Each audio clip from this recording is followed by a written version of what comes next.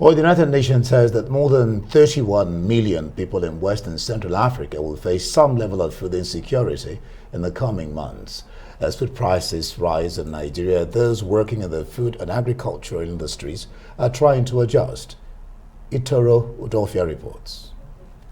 Nigeria's food industry is competitive, and those working in it know it's important to make your business stand out. Take Matun, a small business owner whose mission is to promote healthy eating using locally sourced products. But the increase in food costs makes it difficult. This year has been quite a challenge because a lot of prices have gone up. If you go to the marketplace, most prices are even double. So we've had to restructure and also adjust our menu. For things that we know that have off-season or on-season, when it's readily available, we try to buy in bulk and keep down. So for maybe like mangoes or strawberries. So that way, when it's off season and the prices have like tripled, we still have those items available. But then sometimes these things do happen where they're just not readily available. Because everything is so difficult now. Okay, like plantain, we're buying plantain like 6 for 500 or 7 for 500. Well, now we get 5 for 1,000. So how do they expect us to make this profits? I used to enjoy going to the market, but not anymore. Because I used to, like, even when I go to my customer, I used to beg, plead, and all that. The prices are really going high, and it's really not funny. In spite of this, Matun is finding ways to make her business work. On a daily basis, we're helping people live healthier, happier lives. We're just really passionate about that. So it's clear to see that no matter the economy we're in, when it comes to the food industry, people will always find a way to work and make it happen. But what we need to know is what's exactly being done to help stabilize the economy so food prices can go down. Those who have spent decades tackling Nigeria's food crisis says change must happen from a policy level. We have been preaching, trying to get the government to devote a good chunk of the resources we already have from other systems to agriculture. If we invest a good chunk of whatever funds we have, even if it's borrowed funds, whatever it is, to agriculture, and make agriculture highly productive, dignifying, and attractive, all these problems will be over. While food prices rise, incomes have plummeted. Until things change, Nigerians will be forced to navigate an unstable market for jobs as well as for food.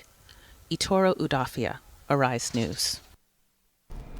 All right, we're joined now by the Chief Executive Officer and Editor-in-Chief of Development Agenda, Paddy Ezeala, who you heard earlier from that report. Thank you so much for joining us. Maybe I should take it from that point that you made there in that report, that that there's a need to make agriculture attractive. Exactly how do you do that, especially among the youth? You have 70% of the population. Yeah, everybody wants to make money.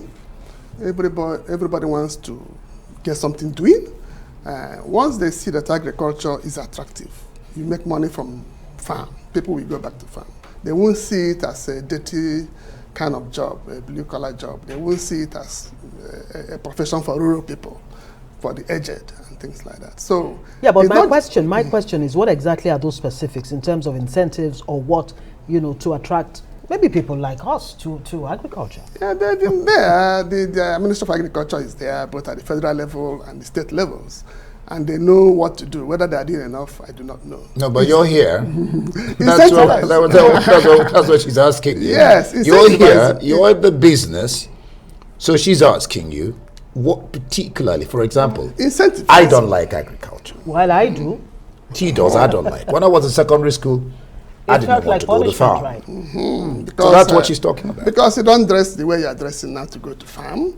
And at that time, people were not making money much enough. Getting a white-collar job of even level 4 could get you anything any farmer would get. It's no longer the same. We're even talking about exporting agricultural produce these days, not even for local production. All right, let's move it from there. What is the correlation between rising food prices and food crisis in the country? What's the correlation? Yeah, food crisis is the chronic absence of scarcity of food. Many factors lead to that. Rising food prices, yes, there could be just because there is much income, disposable income. People just buy and buy and buy. It goes up.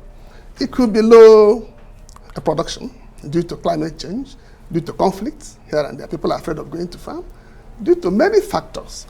So what we are talking about now is that from what the United Nations said, that in the next few months, beginning from next month, 31 million people in West Africa and Central Africa will be facing food crisis, especially those in the Sahel.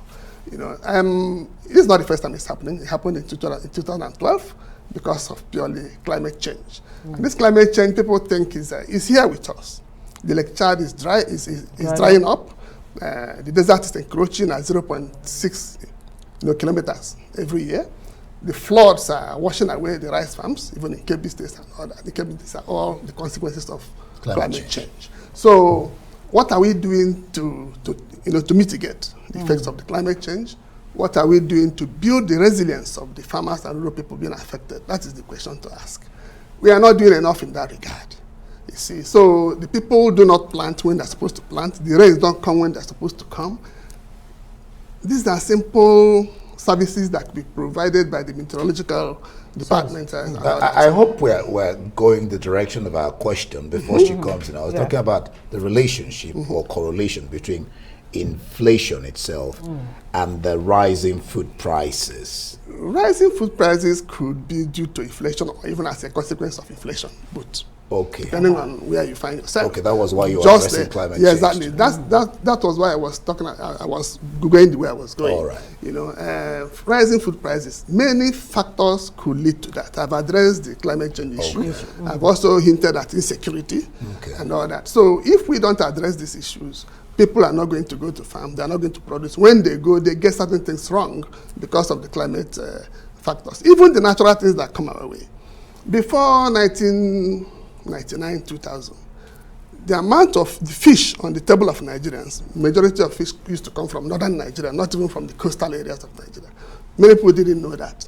It was because of the wetlands we have in the north, and particularly Lake Chad.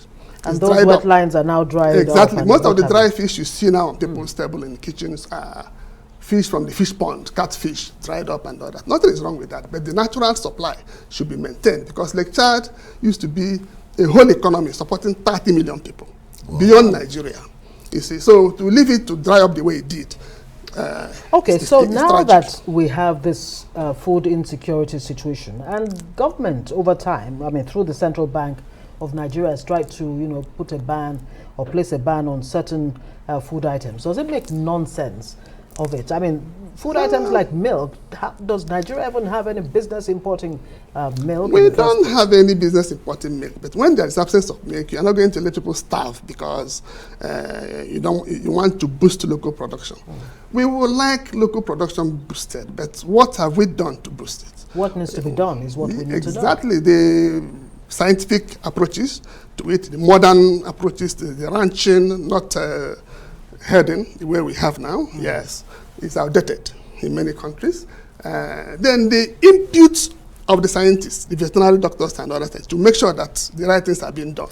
When you look at the cows, they look better in other countries. Why don't they look like that? Well, I mentioned milk only as an example. There's so many there are other other things items that come, the hides and skin and other things. So the point is, how, this ban on some food items, has it improved the food situation in Nigeria at all? It has not, in capital letters. It has not yet, yet improved. Maybe it's going to happen. But it's a two-way thing. You ban and allow the farmers to do whatever they want to do. No, you ban and make sure that you assist, you incentivize, you support to be able to get to a certain level. I thought the government was doing that. All right. I also agree with you, but are they doing enough? Is that enough? We'll leave it there. Paddy Ezeala, good to have you. Chief Development Agenda and the CEO / Editor-in-Chief Development Agenda. Thank you for being Thank you very much. Thank you so much. Thank you.